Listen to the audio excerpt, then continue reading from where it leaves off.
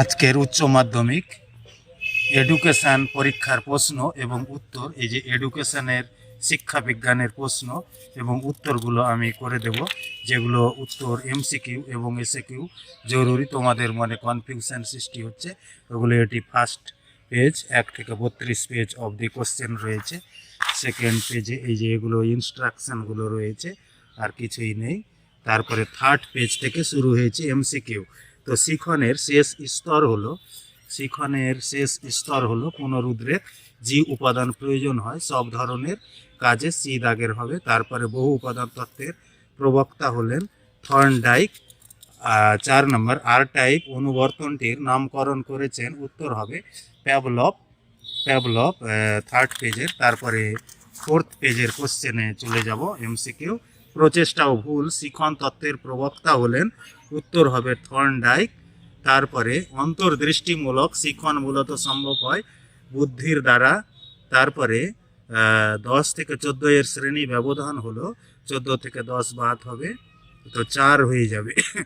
তারপরে রাশিবিজ্ঞানে সিগমা চিহ্নটিকে প্রকাশ করা হয় যোগফল সামেশন হিসাবে। তারপরে 9, 7, 10, 11, 14, 15, 16, 18 স্কোরগুলির গড় হলো, তো 7টি রয়েছে, 7 যোগ 1/2, তো 8তম, 4তম,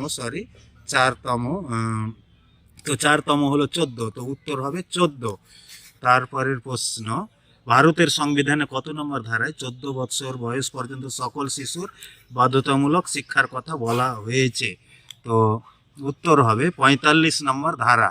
তারপরের প্রশ্ন, স্বাধীন ভারতের প্রথম শিক্ষা কমিশন হলো হান্টার কমিশন। মুদালিয়ার কমিশন কত সালে গঠিত হয়? উত্তর হবে 1952 সালে। তারপরে ভারতীয় শিক্ষা কমিশনের সভাপতি কে ছিলেন? উত্তর হবে doctor Sarvepalli Radhakrishnan.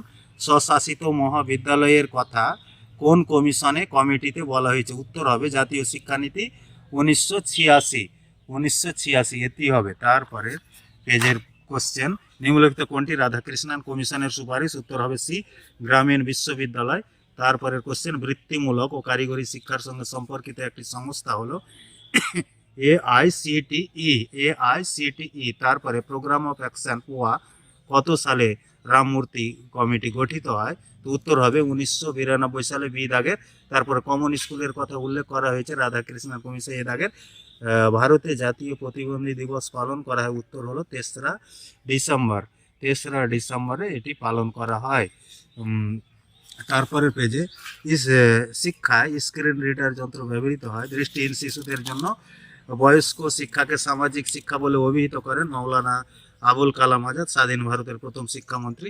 Taylor commission গঠিত হয়, এ দাগের, 1996 সালে। কম্পিউটারের স্থায়ী স্মৃতি কেন্দ্র হলো রম, রিড অনলি মেমোরিটি। তারপরে একটি মাল্টিমিডিয়ার উদাহরণ হলো, উত্তর হবে বি দাগের, দূরদর্শন।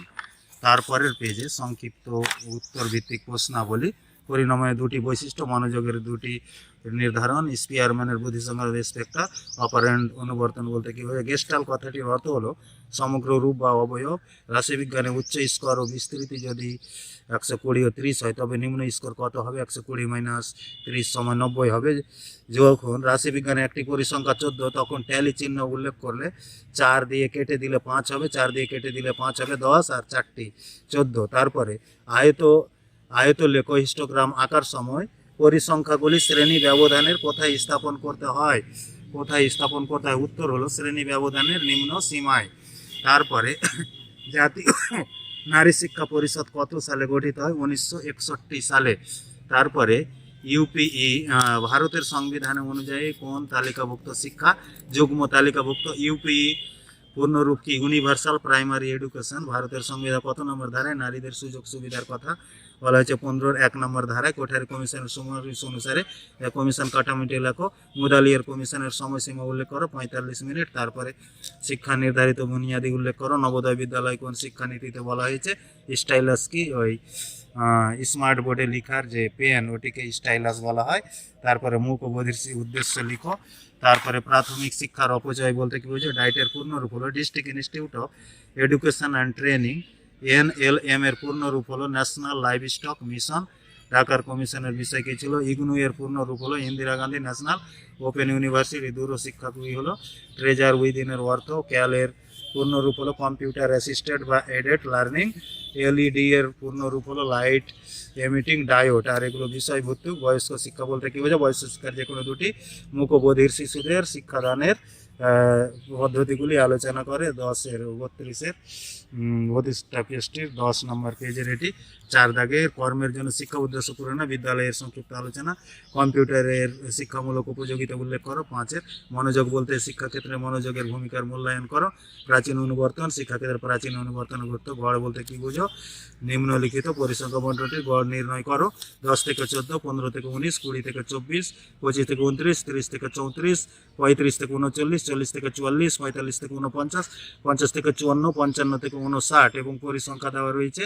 তো এটি জেড এফ করলে মানে নাম্বার হলো 50 দেওয়া রয়েছে। জেড এফ এক্স মানে 12 হবে, ক্লাস ইন্টারভাল হবে 5 এবং অ্যাসিউমেন মানে কল্পিত গড় 32। তো গড় A plus Z F X by N into I. তো এর অ্যাসিউম মান হলো 32, 12/50 ইন্টু 5। তো 32 যোগ 5 10 50, 12/10। 12কে 10 কাটাকাটি করতে হবে না, একবার পরে দশমিক বসিয়ে দিতে হবে। 32 যোগ 1 33 হয়ে গেল 0.2। 33.2 হলো উত্তর।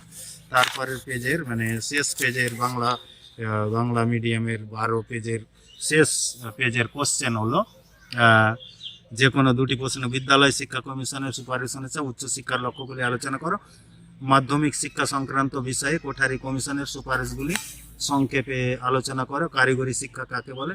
বৃত্তিমুখী ও কারিগরি শিক্ষার মধ্যে সম্পর্ক নিরূপণ করো। এই গেল ওই বাংলা মিডিয়ামের 12টি পেজের কোশ্চেন। এগুলি ভালো করে দেখে রাখো, পরে কাজ দেবে। ধন্যবাদ।